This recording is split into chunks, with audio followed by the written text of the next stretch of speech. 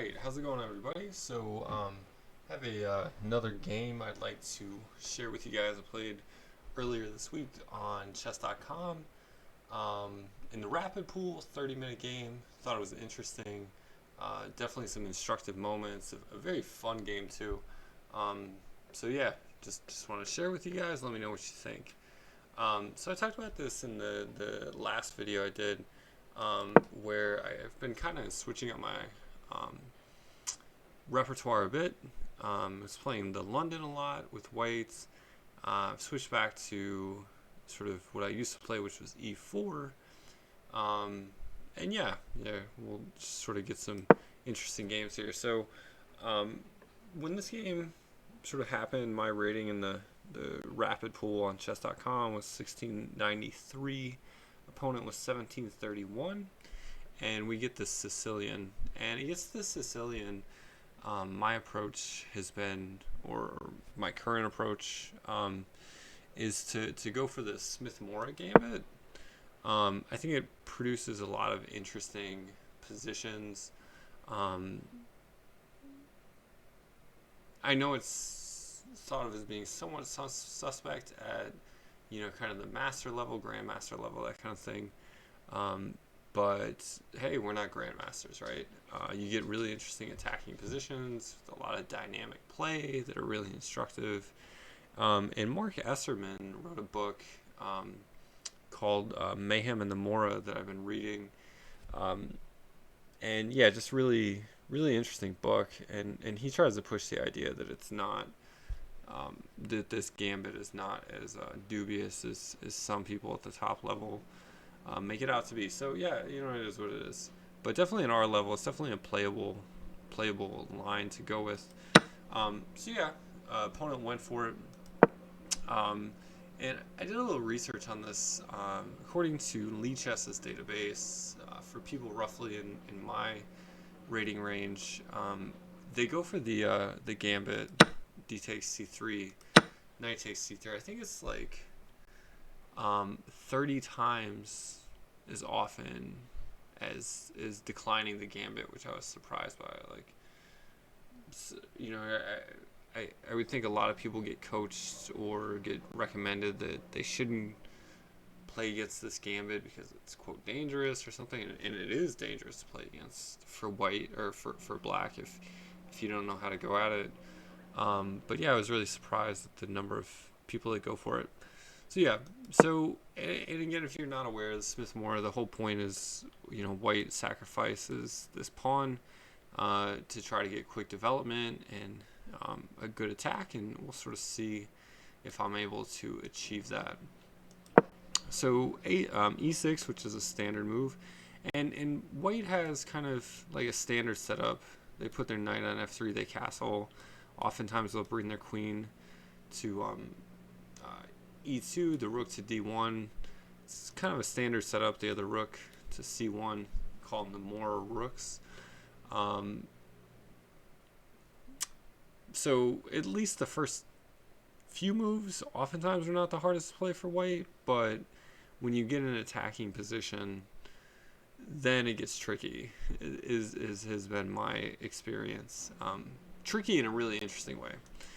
So black went for this bishop b4 line.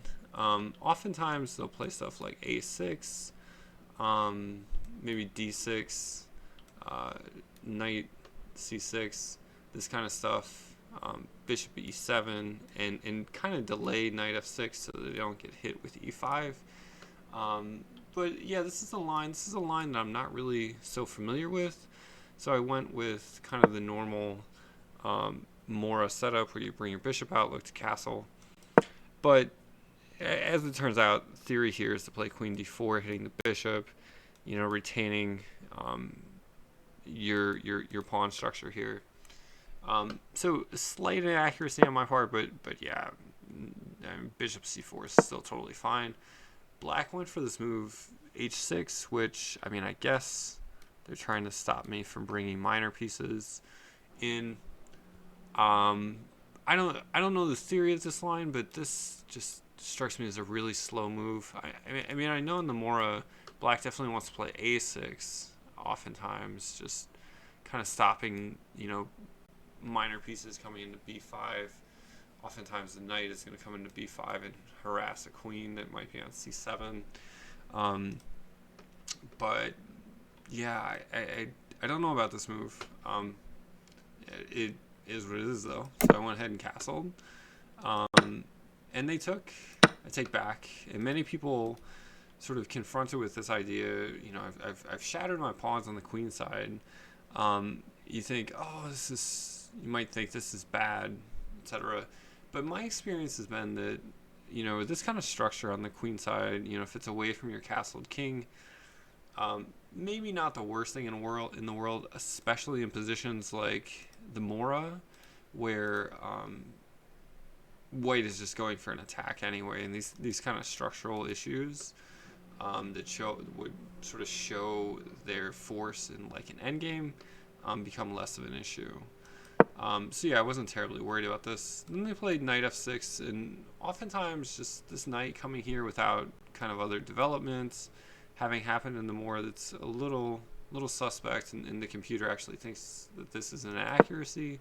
I played the best move in the position, which is e5, just putting pressure here.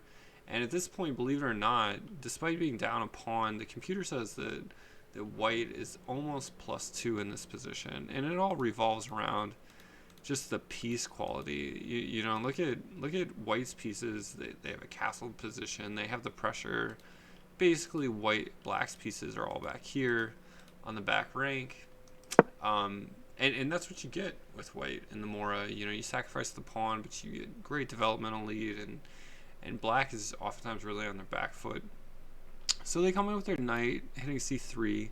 Played kind of a natural move, queen d4, which is totally fine. Computer actually likes this line, though, bringing the rook out, pressurizing the knight, sacrificing another pawn, bringing the queen into things. Black comes back and counterattacks the bishop. We move the bishop out of the way. The knight saves itself. And here we get something like this. And once again, white is about +2 an advantage. And it all sort of stems around this idea that now in this position, black has lost the right to castle. Again, their pieces are awful.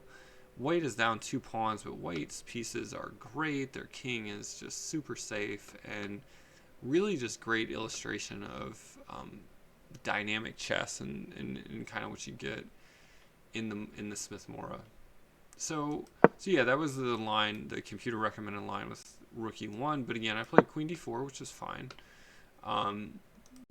Black went back again, making a lot of moves. Just all these pieces back here, and white continues to get further development. I traded off the knight, with my undeveloped bishop. I don't love it, but I don't want to take. My idea was to not take with the knight, because after the pawn takes, I want to hold this square and not let black's rook get active. So yeah, I took with the bishop, and then I brought my queen over. And I'm hitting this twice, of course, and once again, black is kind of on their back foot. They played this move f6. Yeah, I mean at this point, if I'm black, I'm probably thinking, hey, I'm gonna give this pawn back. Maybe try to play against these guys, but try to get some development, and try to do something about the back rank. Yeah, I'm just not a fan of this move f6, but anyway, it shows up on the board. And then I played this move, rook fd1. Computer actually liked rook ad1, but not terribly different. And the whole idea is that we're starting to win this pawn due to the pin on the d pawn. I guess black missed it, and so I go ahead and take. And here white again is almost +2. Black's best response here would have been something like this, when white would have continued activating their position. We get some kind of trade like this, and here white is roughly has an advantage, but it's not obvious. White is still a pawn down. Black has again lost their castling rights, but maybe they're going to consolidate, sort of bring this rook out, and be able to pull some kind of defense together. It's not horrible, but that would have been much better. This knight takes e5 than what Black played in the game, which was this move Queen e7. Here, I played a slightly inaccurate move, Bishop f5. It's totally natural, but the more accurate move would have been to take on f6. And the idea is that if they take the bishop that looks like it's free, you can play this move, but actually more accurate is to play it like this, and you end up winning a rook. Get your queen back, you win a rook, and white is just totally winning in this position. It's like plus 14 or something. So that's all to say that Black can't take the bishop here, and instead they have to do something like take the pawn. White backs their bishop up, and once again just has a great position. This is threatened. Black again is still way behind in development, and yeah, it's just a great example of what you get as white in the Smith-Morra. So really exciting dynamic chess if you haven't gotten that point yet. Really fun, exciting stuff in the Smith-Morra. But again, instead of this move e takes f6, I played this slightly inaccurate bishop f5, but not a horrible move. Computer says white is still like +3 in this position. So we had knight takes e5, knight takes e5, f takes e5. And then kind of looking around, one thing I would point to in this game is the time difference that you'll see. So again, this was a 30-minute game. My opponent has not used as much time. I've used much more. Trying to prosecute this attack and retain the advantage. This is a thing I've talked about in other videos, though, the importance of time management, right? And not getting to a position where you feel like you have to do something, lest you keep running out of, wasting time on the clock. But I felt like, I was sort of wasting too much time on the clock at this point, and I kind of played the see a check, play a check move, bishop g6. However, it would have been more accurate to do something like just further try to develop my pieces. So with something like rook d5, Black finally gets castled. The engine recommends queen h3. I guess just trying to get on this diagonal. Sorry, not there, but threatening some shenanigans down here. And Black plays g6, kind of shutting that down, defending and pulling the bishop off of this diagonal. We get d6 opening up, queen h5, rook f6. Sorry, let me step back there. So the bishop takes, d6, queen h5, rook f6, hitting the bishop, or not hitting the bishop, but in a way that the bishop was not defended. But bishop c2, and Black just sort of, or white just sort of retains the advantage. So they haven't, white has not won yet, but white keeps their pressure on. Black's king is definitely very much exposed. White's pieces are much better. Again, and even in this position, Black, has given the pawn back. So really good position there for white. But I played a move that turned out to be a mistake. Bishop g6 check. And here I went from about +3 to about +1 according to the engine. I played it because it's going to force the Black king to give up castling rights for sure. But yeah, the other line was sort of bringing the rook in, and the Black king still turned out to be exposed in that line. So it's not like this, makes the king that much more exposed than it would have been otherwise. And then I played this move g3, which computer says is fine, but is not necessarily the best. The idea was to, shut this down and not sort of allow any counterplay that way.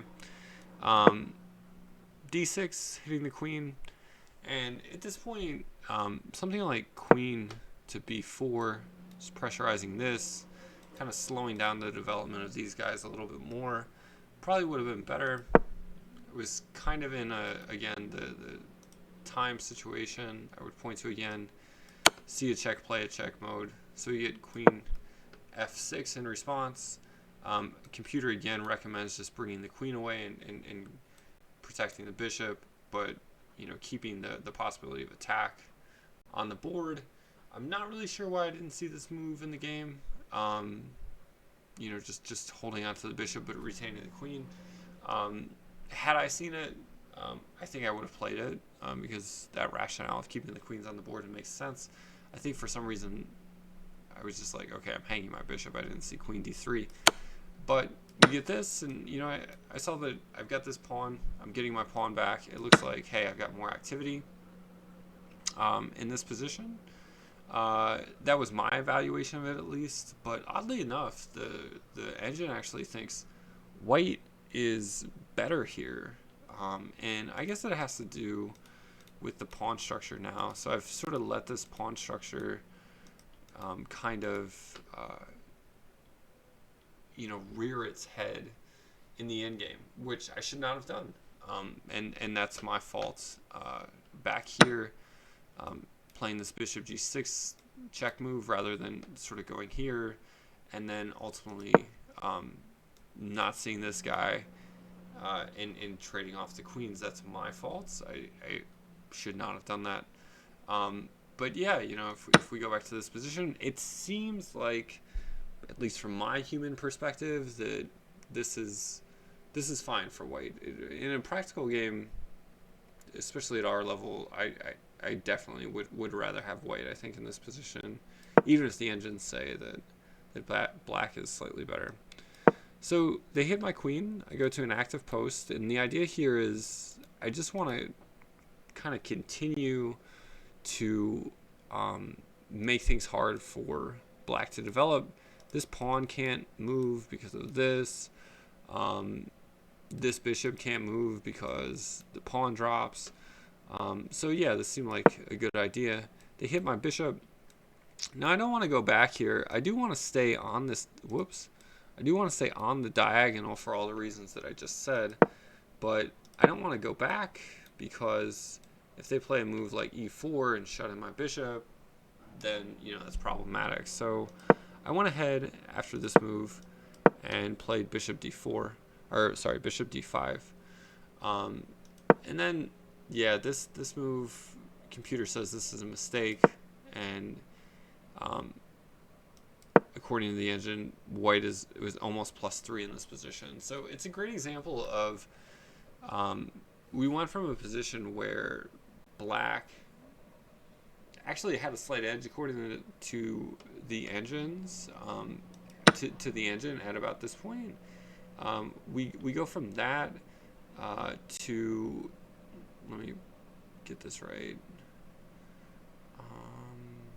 that to this position, where again at our level people's endgame technique is really suspect, mine included. It's something I'm trying to improve for sure, but these little subtle moves, people just mess them up, and black is just totally throwing away a chance to hold the game here.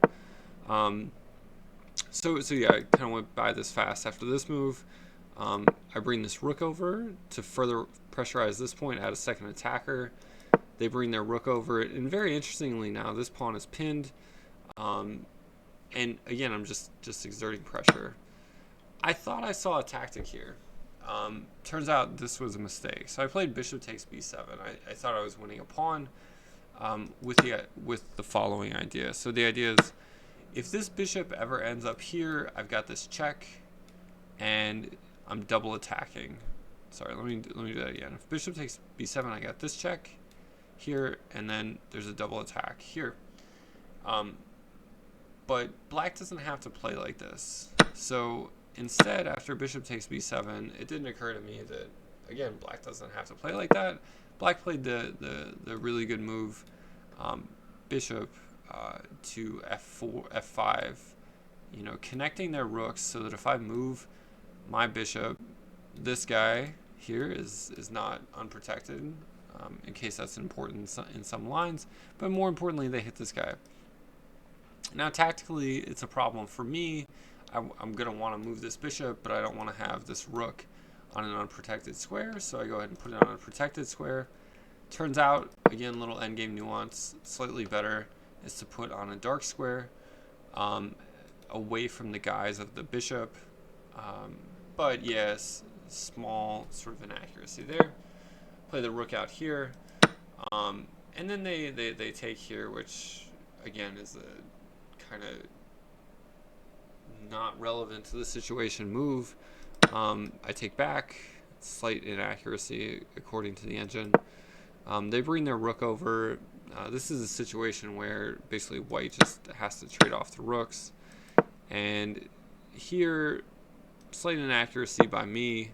An inaccuracy that means something in an endgame, though. So better here would have been rook a3, hitting this guy, protecting this, and getting this rook off of a light square.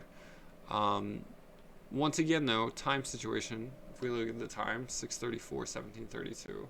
I read something that if you get into a kind of rapid game situation like this with roughly evenly matched players, but the one player has like about 15 minutes left on their clock and the other one has 5 minutes. I read an estimate that it's something like the player that has 15 minutes on their clock basically has 200 points of ELO rating strength essentially added to their play because of how the other player feels under time pressure. And that's why I just feel like, or I'm trying to focus on time pressure. This game is a great example of that, just making sure I don't get into time pressure. So yeah, I played this move with the idea that I bring my bishop out. I kind of solidify this weakness a little bit. That was the thinking, but again, slight inaccuracy there. Black comes back and hits it, and then my idea is to trade off the bishops and trade this pawn for this pawn. But yeah, once again, my opponent was persistent and did not go for that. Instead, they kept their pawn. I played king f1. Again, it turns out it was slightly inaccurate. Should have just defended here. But my thinking was, hey, I want to get my king into the game. If they ever take here, I've got this check, picking up this guy, as before. So yeah, not a horrible move, but again, slightly inaccurate. They bring their king in. I go up and defend because again now the fork isn't there after they take. So yeah, I go up and defend. They bring their king into the position. I try to get my king into the position. They keep coming. Check here turns out to be accurate. Just sort of having some flexibility with my pawns and putting them in kind of an awkward position.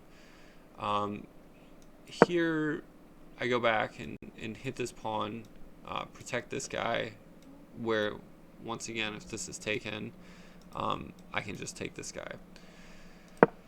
They bring their king over, and here I played a move that just sort of seemed natural because once again, time trouble. Again, we look at the time, 15:18, 3:48. And I just totally missed, I was just trying to mirror their king. Totally missed that, if you want to pause the video to sort of see what black does here. But the idea is that after this move, as in the game, they just have this. And we trade down. And this is a totally drawn ending. Instead of that, had I played the more accurate king e3 and just tried to threaten pressure over here, we could have gotten something like this. King b4, rook a6, rook takes d5, rook takes a7. And this pawn, it is a rook ending, but man, this outside pass pawn is going to just distract black's king and rook over here. White's king is just going to get in here, take these pawns, run these guys up the board, and that's going to be it. But yeah, time trouble totally missed the tactical idea that, hey, now they take with check. So we get this, and we get this drawn ending. So they try to out-tempo me. Turns out they can't. I take the opposition. And here, at this point, I thought we were just going to kind of go back and forth, and it was going to be a drawn ending, but, you know, they persisted in trying to complicate things, and that's fine. Here, again, we're playing accurately. Turns out these moves are fine. And at this position, once again, if we look at the time situation, 12, 11, 2, 201, it's a really good example of if you get this kind of position and your opponent's in time trouble as I was here, just keep trying to complicate things as opposed to back here when we could have just, you know, brought our kings back and forth and just drawn the game. Try to complicate things because, you know, you never know what's going to happen. So we had this position on the board. And I played this move, g4 check, and this was just a losing move. Instead, best here is king c6, and this seems really weird. This is why this is not the kind of thing that occurs to you when you're in time trouble. But basically the idea is that white can come over here, take this pawn, run this guy up the board, and, you know, as black is taking pawns over here on the queen side. So we might get a line like this, g4, f takes g4, king takes. And in this particular variation, when the king comes away from this pawn, then white's king comes back, and essentially white's g-pawn is going to distract black's king away from the defense here. We get a capture, and essentially what happens at this point is white goes and takes this, and black either goes and puts their king in the corner or just pins white's king up against the edge of the board, and it's a totally drawn endgame. After king c6 as well, which again is the move I should have played,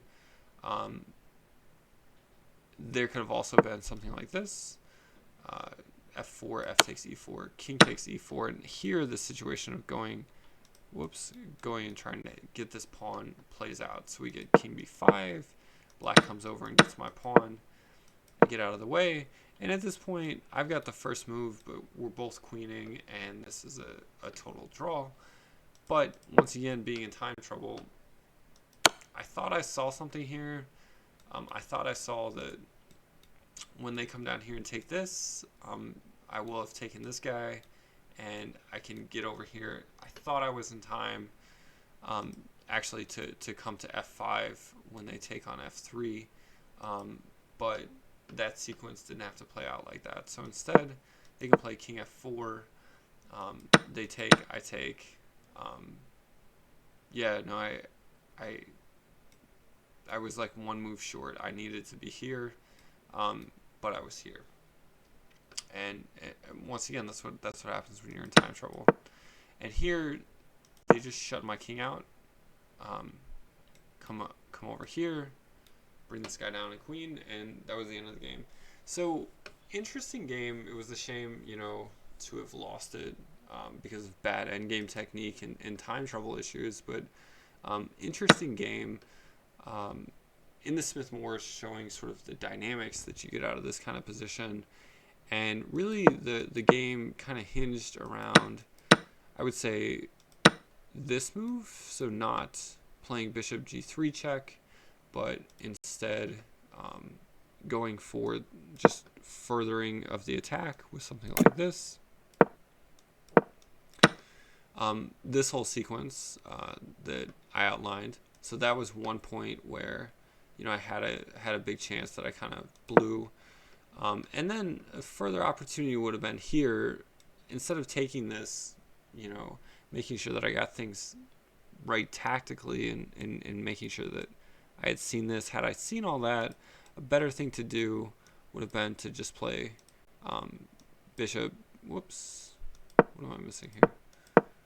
Yeah, yeah. So it was this position. So a better thing to do would have been to just play bishop e4, not allow further pawn advances by black. Just keep this pressure here, um, and yeah, white has to prove it, but according to the engine, white is like +2.5 here, and I think optically, just kind of looking at this position, it kind of makes sense that yeah, if white's piece activity, white's pressure.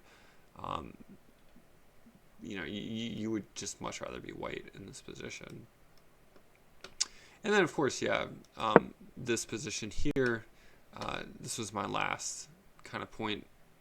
White, again, was totally winning, but I needed to see this, and effectively, I just needed to not be in time trouble. So we get dynamic chess in the Smith-Morra. We get the importance here. Where was it at?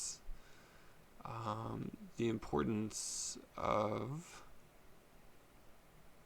like this kind of position, not trading the queens off, but seeing that, hey, you can retain the queens, and just keep trying to push when black's king is here. So you get your dynamic attacking positions, you get the necessity to keep the queens on the board, and when there is an endgame, you sort of see in this game the necessity, one, to not be in time trouble, and to two, make sure you got your endgame technique together. So yeah, if we go ahead and put the graph of the game up here, this really kind of speaks to what was going on. So I mean, as we talked about, I built up this attack, and I just kind of blew it after the bishop g6 check, and then trading the queens off.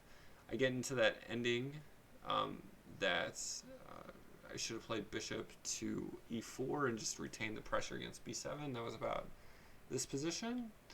And then finally, I played that blunder, king d3, and allowed rook takes d5 check. That was over here at this position where, again, I was winning massively once again.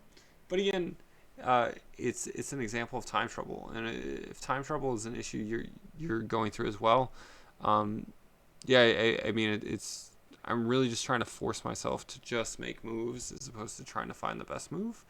And if you found something to get around that, let me know, because I'm open to all suggestions, because yeah, it's definitely a thing that I'm trying to get better on. So in any case, I do hope you guys got something out of that game. I thought it was really interesting, even though I lost.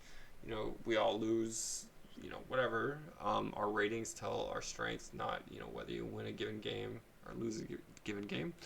But yeah, more importantly, I hope you guys got something out of the content of the game. Let me know in the comments section, and yeah, I'll be looking forward to making some more videos here soon. Until then, we'll see you guys next time. Thanks a lot.